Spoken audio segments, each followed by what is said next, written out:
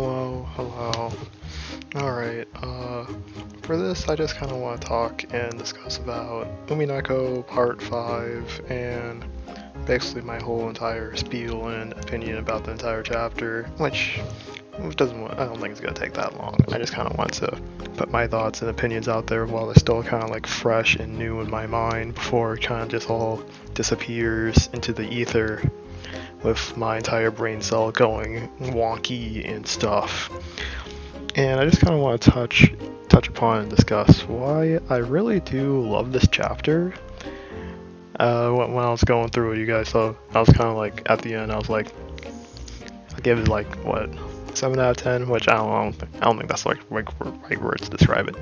I don't think you can really describe things with numbers. What I really do think is that this chapter is the most Umineko chapter of them all, basically. This is, if I were to ever show anyone what Umineko means, to probably a lot of people, I think this chapter specifically is what makes Umineko. If I had to describe Umineko in like one entire chapter, I think this chapter right here is what makes Umineko for a lot of people. Probably. At least for me so far.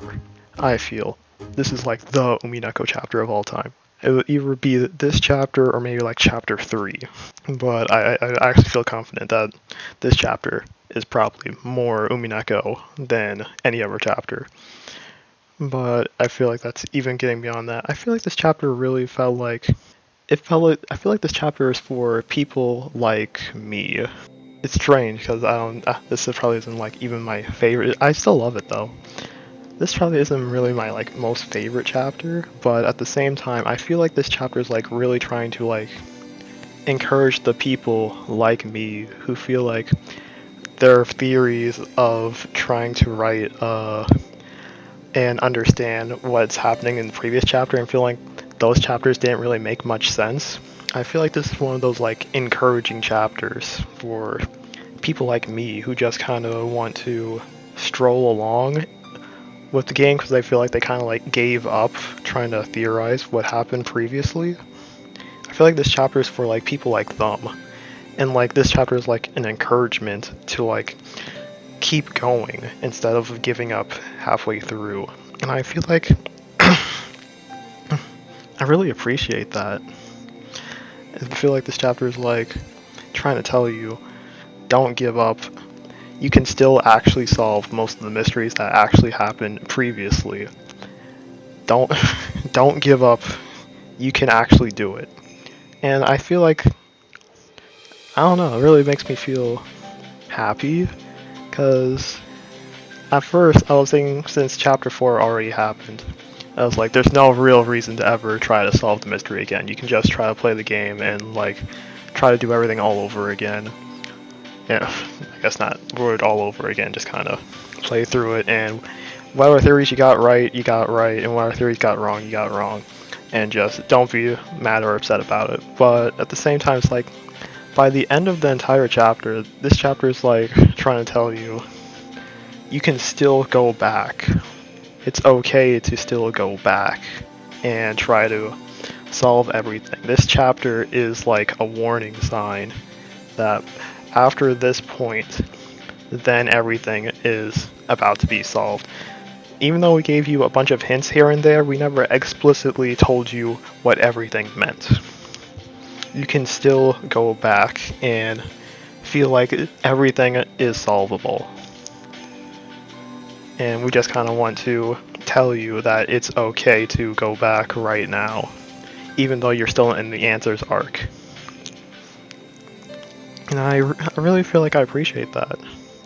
It really did feel like one of those go for it chapters. I don't know. Even beyond like the whole you can do it type aspect of the entire chapter, I feel like this chapter still had pretty good quality. You guys saw, I was laughing like my entire ass off. And it really was. This chapter really did feel like Umineko for me. The amount of stupid silliness that like is the entire fucking the window scene is probably. I still laugh about the window scene, but fuck the hidden tea party. That was I think that got me the most.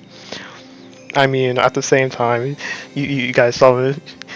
There was those fucking dull moments of fucking sitting through the entire court hearing the entire time and me about to fall asleep. But even beyond that, if I ignore that part, I still feel like this chapter, the hidden tea party made the entire chapter worth it to me. The entire hidden tea party made the chapter worth it to me.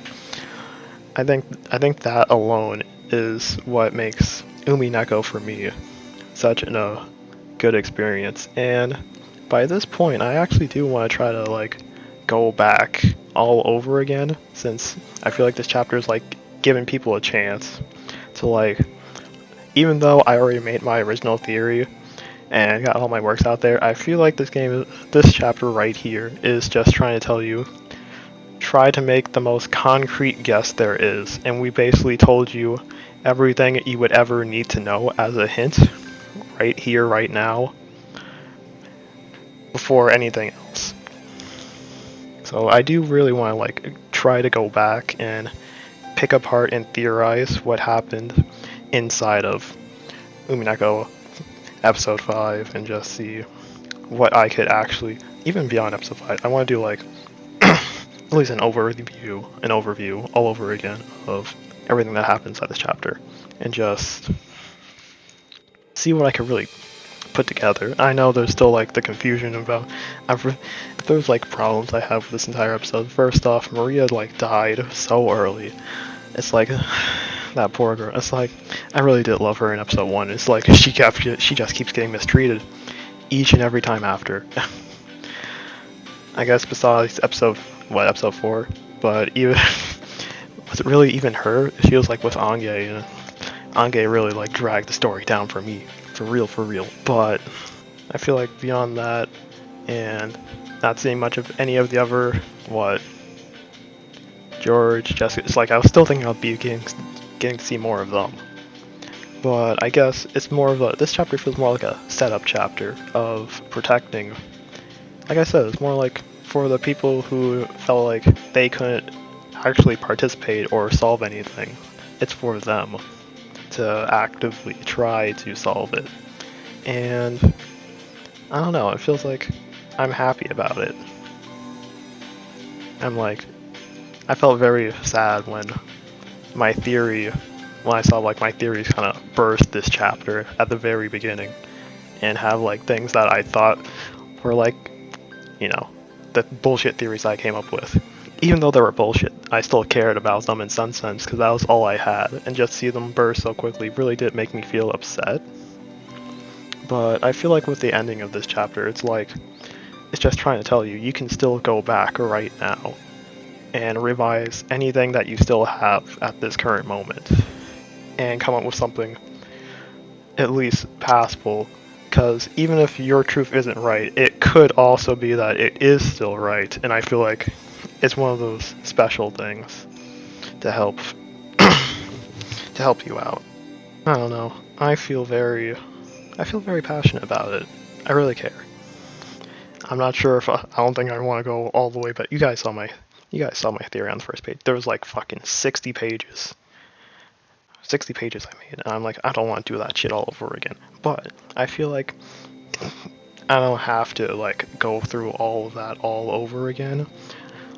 But I do want to try to go through like all the Twilight, at least just the Twilights, to see if I can do the who done it, how done it, why done it thing that they basically, which I mean, I posed that too inside of like another way, who, what, where, why, how.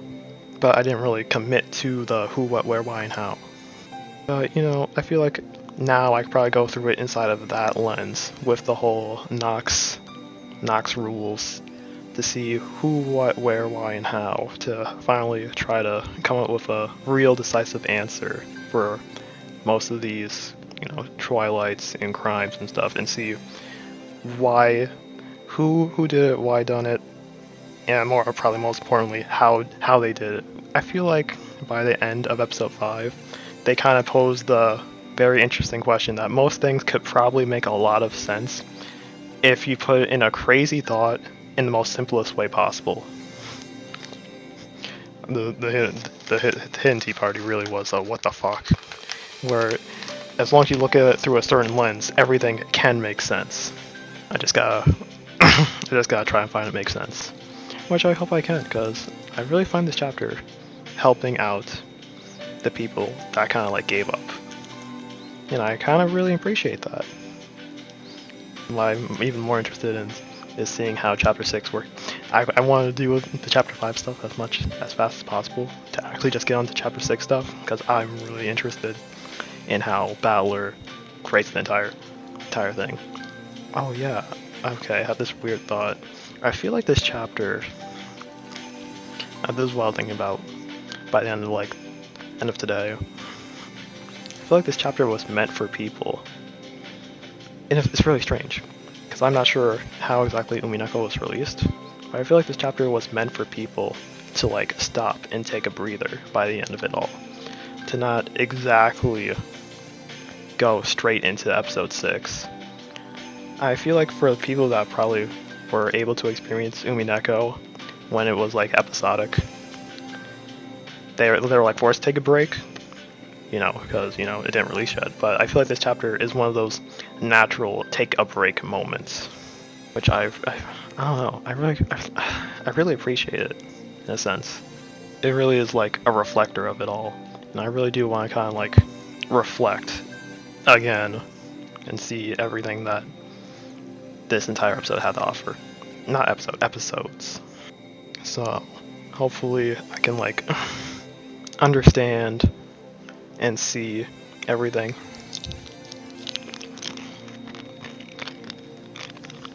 In a new lens. So yeah, that's about it.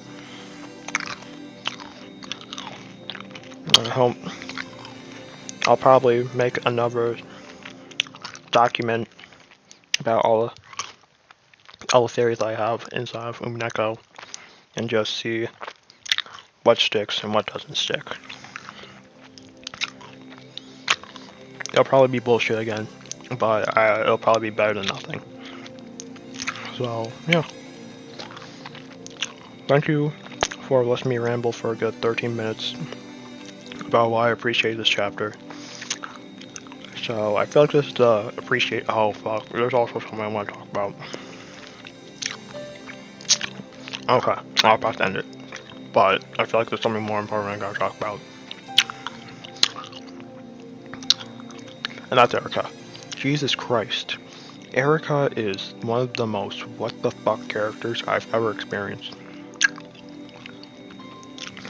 I'm not sure how she got here, but she is a crazy, crazy bitch. And I kind of want to just see her downfall. So bad. I want Battler to fucking step all over her and her to fucking smile and say more. Yes, I am very sadistic about this, but she is crazy and she needs to get dethroned quickly. She is standing on a high pedestal and acts like she is such a high smart person that I just kind of want to see her fucking downfall. She is a grade A asshole and I hate everything about her, which is why I love everything about her. She is an amazing character in the most awful sense, and I would love to see her downfall. Even though she's crazy, I still love her. Crazy, and I love everything about her, and I just want to see her fall. It might sound crazy, but I really do just want to see her downfall. That whole fucking, she prepared the entire house just so that somebody could come upstairs, and then fucking locked herself away, hearing Battler in his entire room alone is fucking crazy as hell. Like, what the fuck is that? That's I'm not even sure how you would even describe that to somebody. How does that work? I'm not sure how that works.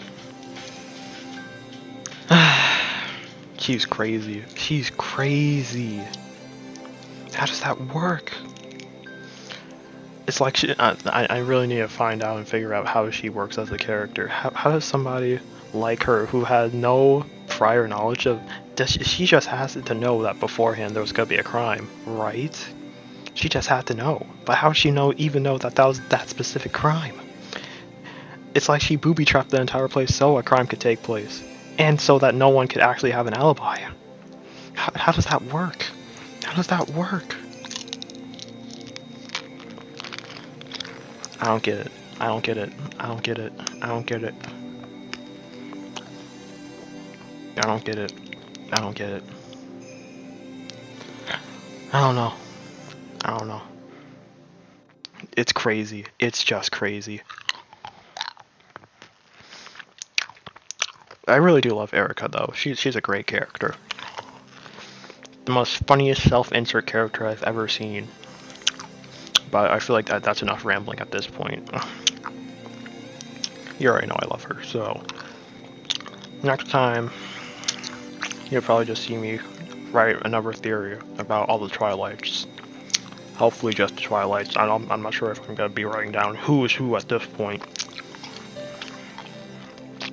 I still feel like I have a pretty good lockdown. I shouldn't be fucking locking down people as who's who. I really shouldn't. I feel like I'm gonna get too hurt by knowing that's gonna be wrong. But I still want to try. And hopefully I'm right. But at this point, that's it.